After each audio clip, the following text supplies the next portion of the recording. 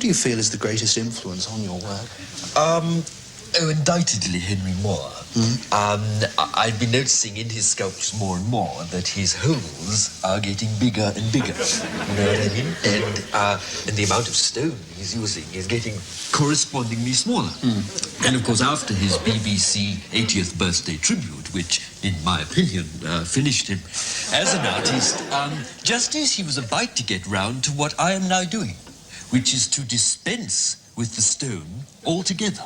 And just work with the holes. Exactly right. You see, this work here, this is an early piece of mine. I'm not exactly very proud of it. It's really just a pastiche of some of Henry's best holes. There's a hole there from Reclining Woman. There's another one just there from Mother and Painful Swelling. Isn't this the void from Amelia with Child? Ah, you spotted it. Well done, yes. I'm sorry, sir, but the rules of the house say that we are not allowed to serve anyone without a tie.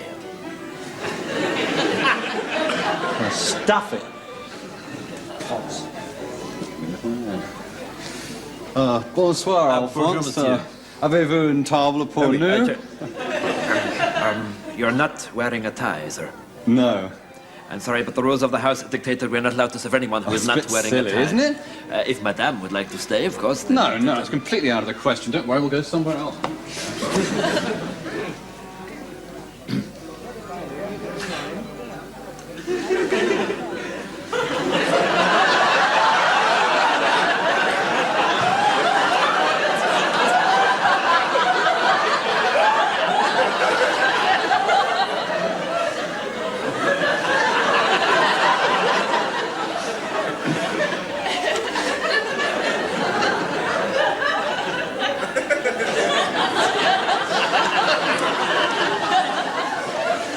Your usual table, sir? Thank you, Alphonse. My skin is as smooth as silk.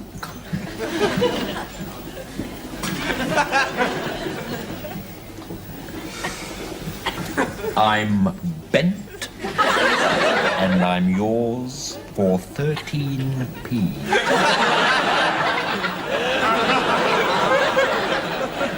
All right. Who wants a nibble? Oh, you're a banana! That's right. No, let Jim have a go.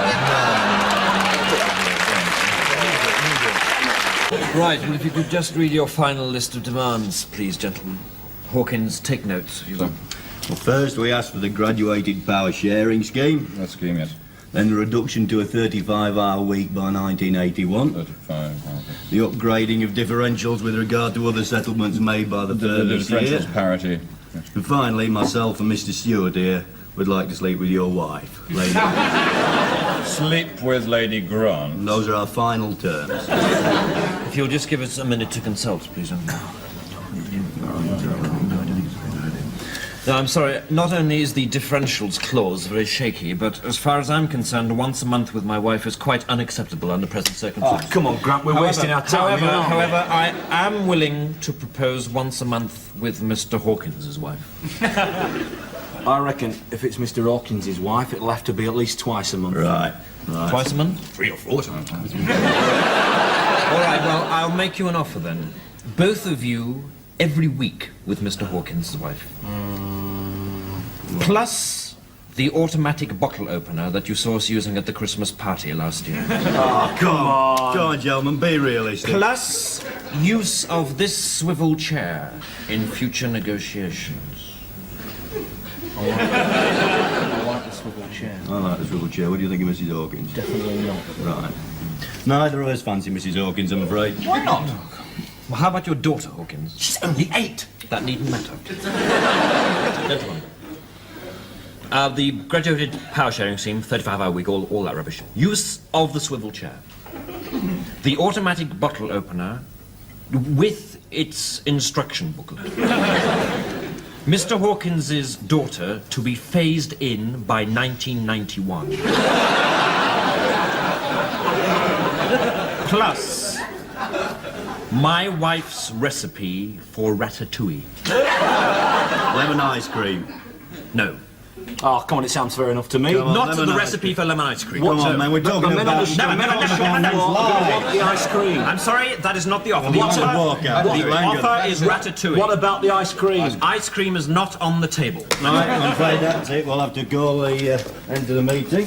No, Instruct our members just a moment, gentlemen. Just a moment, gentlemen. The swivel chair to take home at weekends. The automatic bottle opener and some money.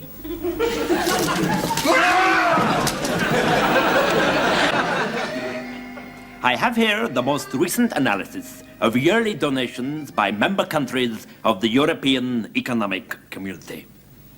Belgium, Holland and Denmark, £3 billion. Italy, £1 million and 4 tons of quick mix cannelloni. Germany, £2 million. France, 38p. Ireland, 2 hats. The United Kingdom, £4,000 million. Luxembourg, an evening with Princess Astrid. Now, the question being asked in your country is this. Are the sizes of these donations fair? Well, the answer, I have to tell you straight, is no. Why should this be so, do I hear you ask? Well, if you were to think about it, the answer would be obvious. Britain is paying more to the EEC than anybody else. Because everyone else in the EEC hates Britain, that's why. Why must you always be looking for complex economic answers? We want to bleed your crummy little island until it dies of anemia.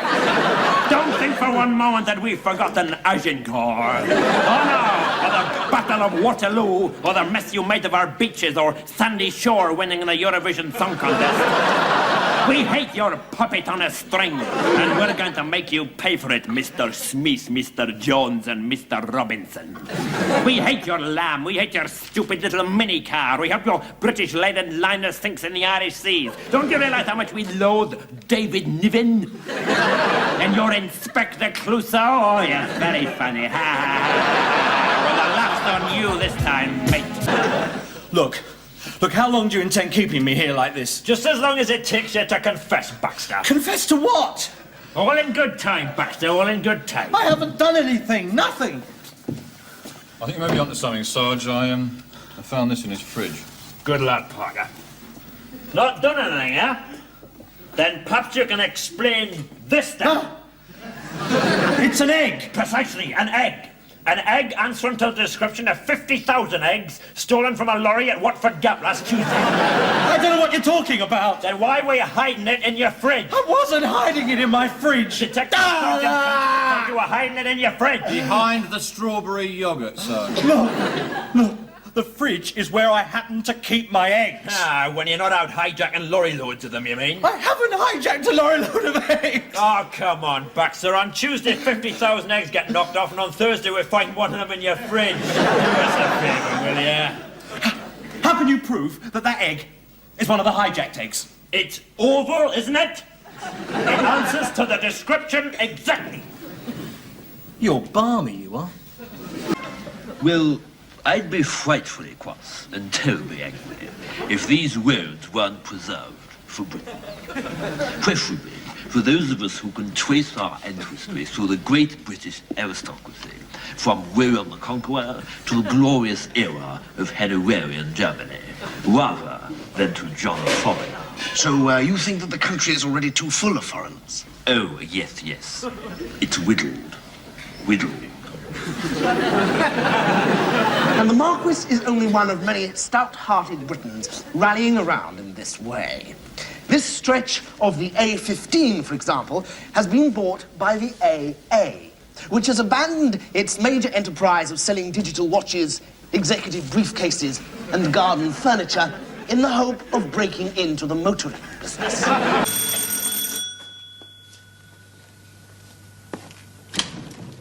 Mr. Atkinson? Yes? Did you sign a petition to save the whale, Governor? Yes, I did. OK, Jack. This is the place.